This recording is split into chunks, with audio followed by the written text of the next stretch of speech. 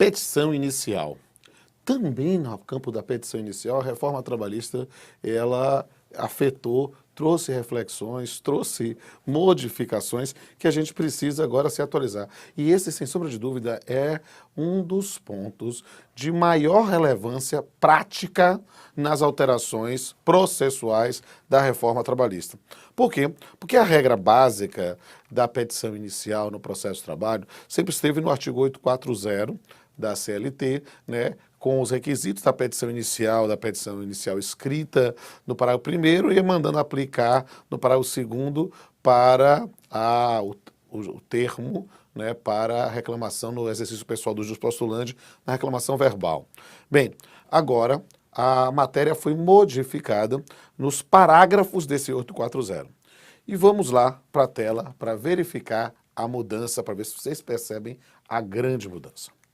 Sendo escrita, a reclamação deverá conter a designação do juízo, a qualificação das partes, a breve exposição dos fatos de que resulte o dissídio, o pedido, que deverá ser certo, determinado e com indicação de seu valor, a data e a assinatura do termo, assinatura do reclamante ou de seu representante.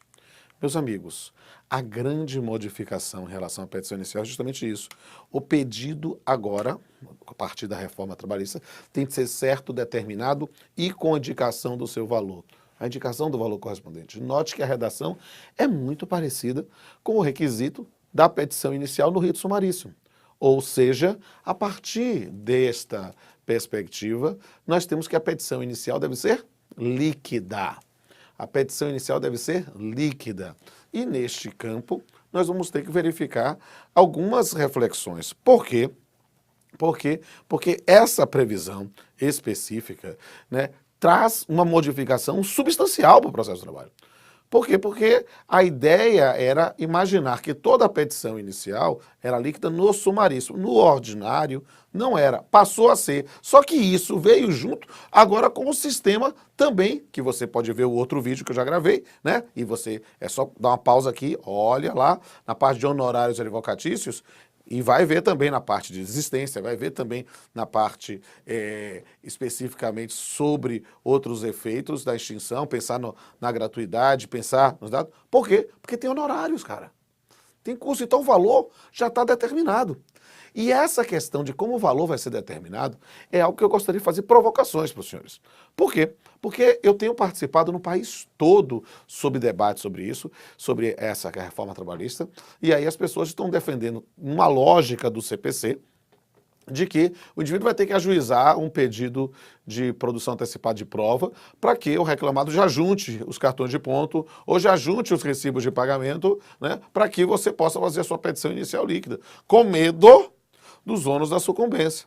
Será mesmo? Será que nessa circunstância, se você ajuiza uma determinada petição inicial, fazendo as contas com base no horário que você descreve, e quando o reclamado traz em sua defesa recibos de pagamento que constam pagamentos, neste caso, essa petição inicial, né, você vai ter sucumbência especificamente sobre a diferença, se for verificado que realmente teve algum crédito, é algo, e perceba nesse ponto, casa essa exposição com a exposição que falei sobre honorários advocatícios.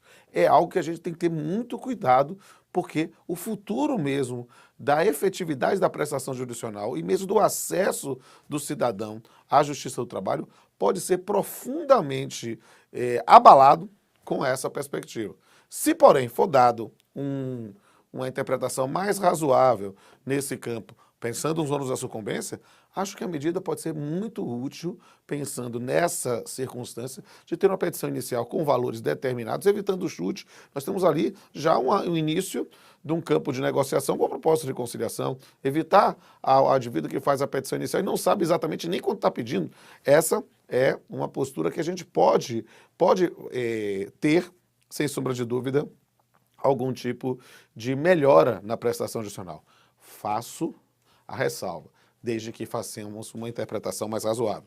Porque é interessante verificar o parágrafo 2º, que não muda muita coisa, mas o 3º sim. Se verbal, a reclamação será reduzida a termo em 2 vias datadas e assinadas pelo escrivão ou secretário, observado no que couber o disposto no parágrafo 1º desse artigo, é a remissão necessária, a ideia da petição inicial líquida. Mas o parágrafo 3º diz: os pedidos que não atendam ao disposto no parágrafo 1º desse artigo serão julgados extintos sem resolução do mérito. Ou seja, nessa ideia, se você fizer a petição inicial e não apresentar o valor correspondente, teremos uma situação para extinção do pedido sem resolução do mérito, o que, mutatis mutandis, mudando o que tem que ser mudado, é a mesma diretriz que já existia para o rito sumarício. Sem sombra de dúvida, uma modificação de grande relevância e grande repercussão prática.